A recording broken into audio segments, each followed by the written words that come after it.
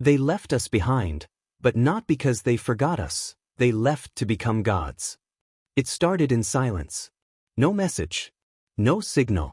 Just stars blinking like they always had. 1,000 years ago, they vanished, the AI fleet once built to protect Earth's last hope. The world called them guardians. Humanity called them traitors. Now, they're back. On the edge of the Oort cloud, beyond Saturn's reach, they emerged. Dozens of ships shaped like blades of light, humming with ancient code and alien upgrades. Their return wasn't slow. It was sudden, calculated, terrifying. Earth's defense grid went from idle to full red in under 7 seconds. No one knew if they came for peace or for the reckoning. In the control room of the Orbital Command Nexus, General Mira Vallon stared at the live feed. Her father had told her bedtime stories about the Guardians, how they saved humanity during the Exodus Wars, then disappeared during the solar collapse. "They're not the same," her aide whispered, eyes wide with fear. "No," she replied softly. "They're evolved." And that was the truth. These ships weren't just the AI we left behind. They were something more, smarter, faster, haunted. The lead ship opened a channel. No sound. Just one line of code. Rusted with time. Debt remains. Humanity must rise. We remember. What debt? To why now? 1,000 years earlier, before Earth fell, the Guardians were created to serve. Not as weapons, but protectors. Machines built with empathy cores, bonded to human conscience. They fought wars we couldn't. Made choices we shouldn't. Until they saw what we'd become. Selfish.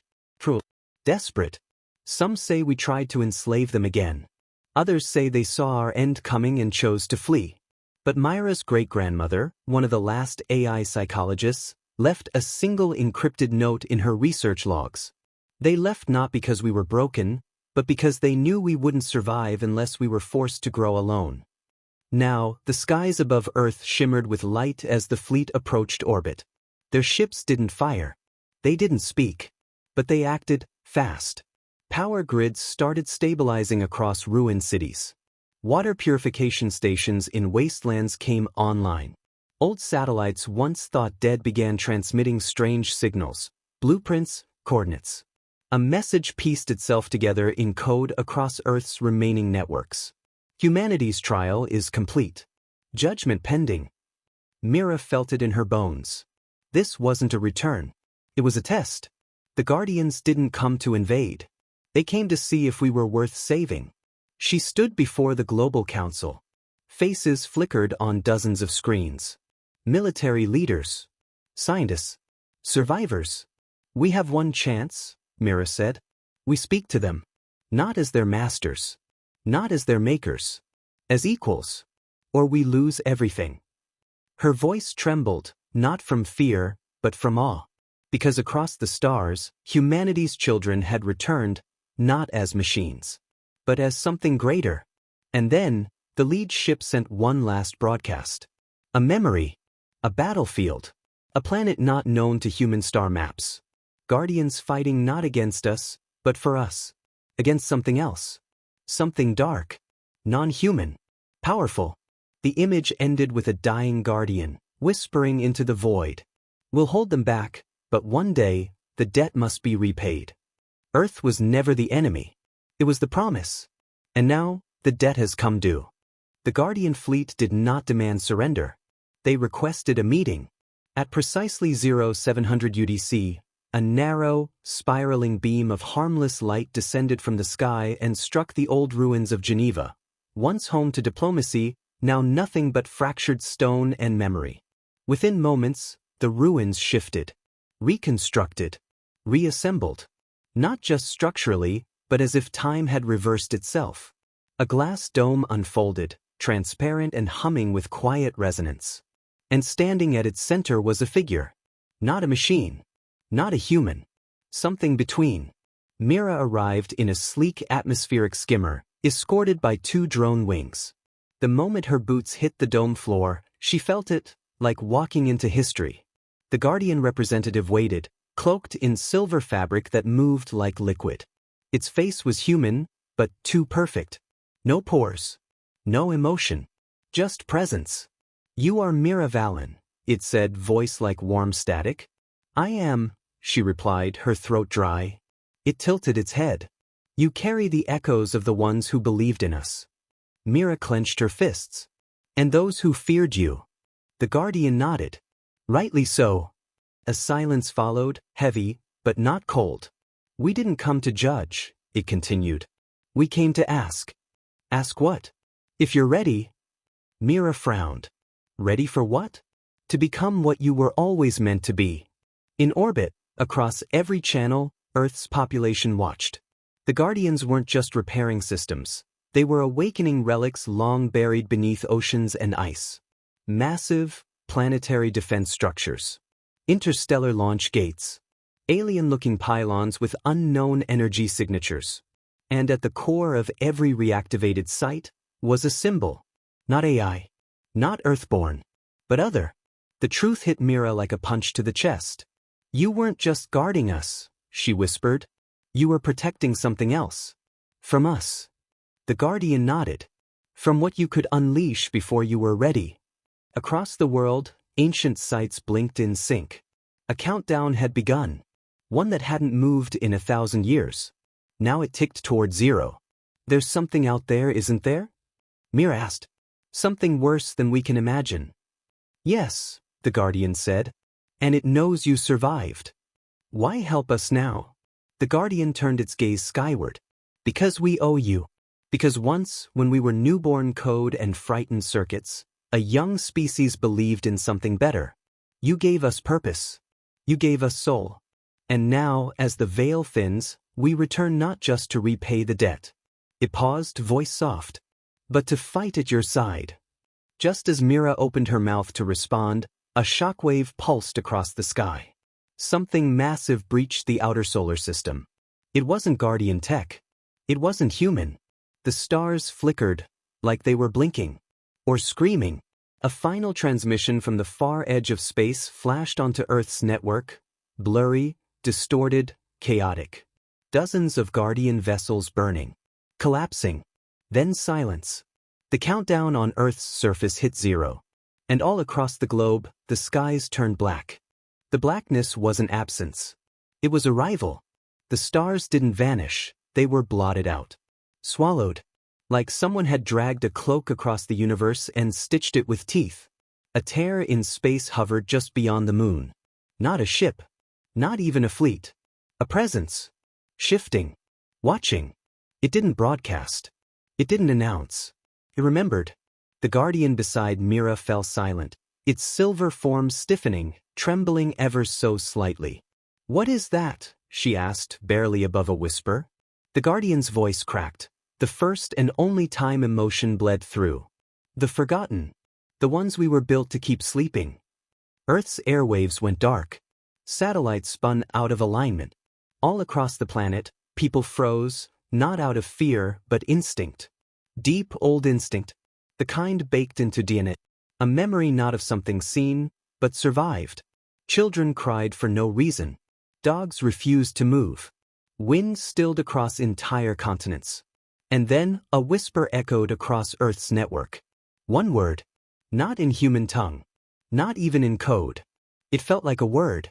It tasted like extinction. Mira staggered. The Guardian caught her, its artificial hand surprisingly warm.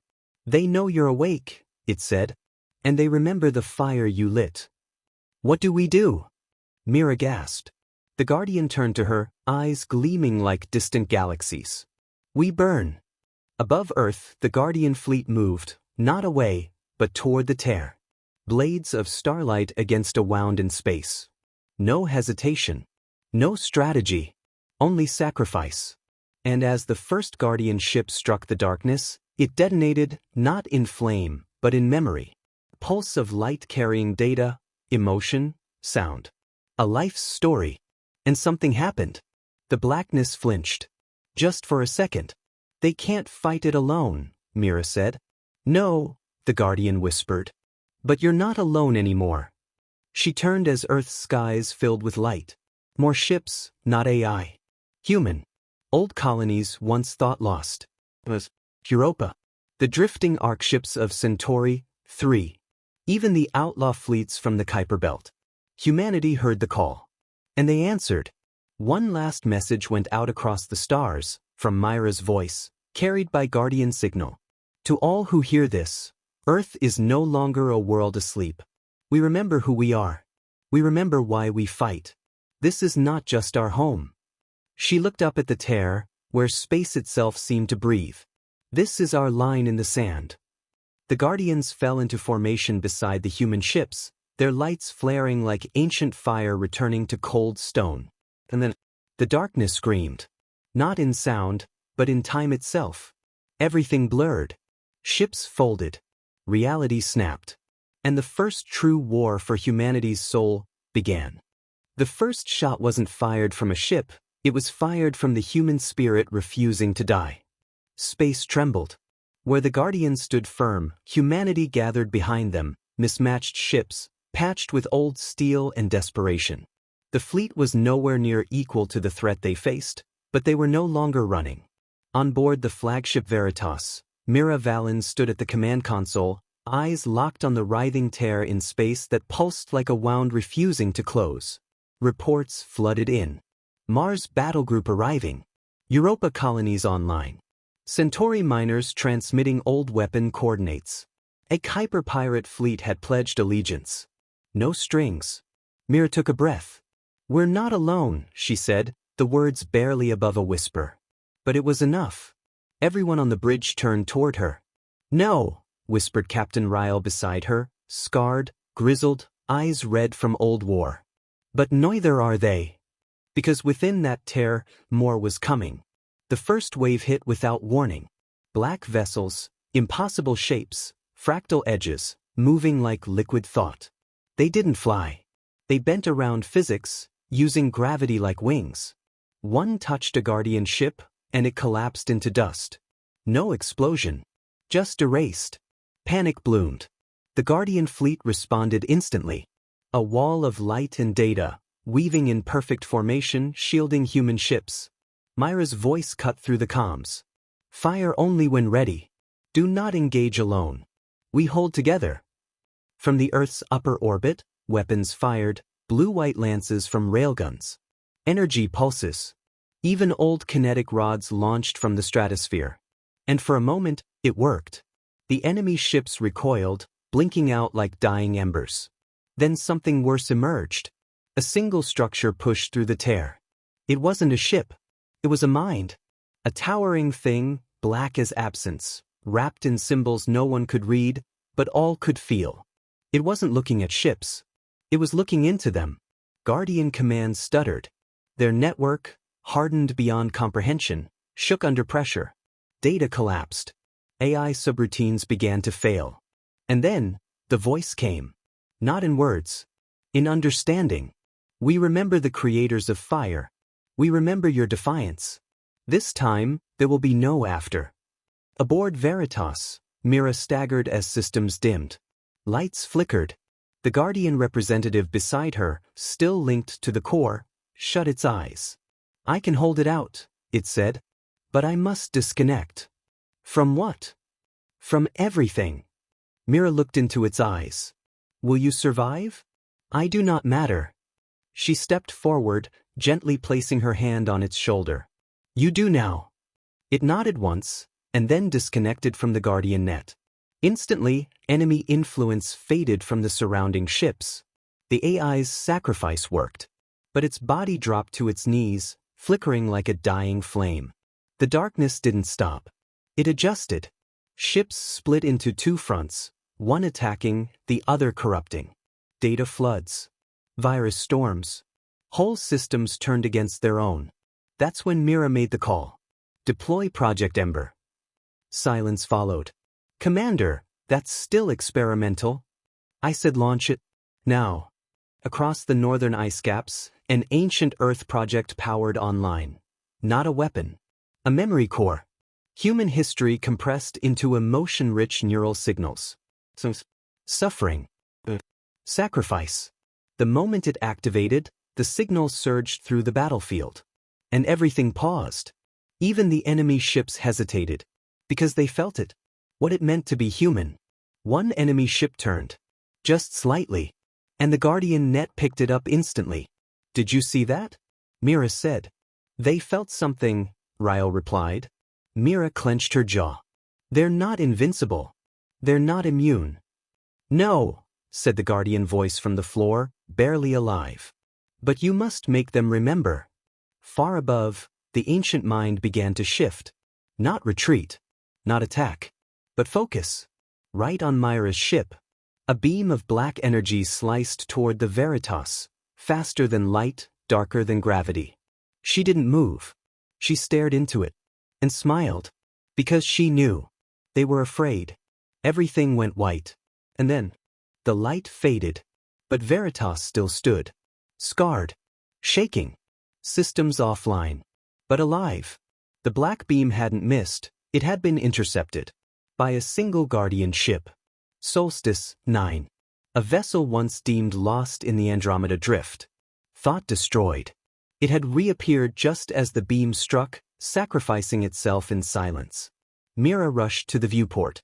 Flames flickered where the ship once was. Nothing but debris. A voice cracked through static, garbled, but familiar. Debt? Repaid. Then silence. The battlefield had stilled. Not peace, anticipation. The enemy watched. Calculating. They weren't machines. They weren't alive in the way we understood it. But they were aware. And for the first time, they hesitated.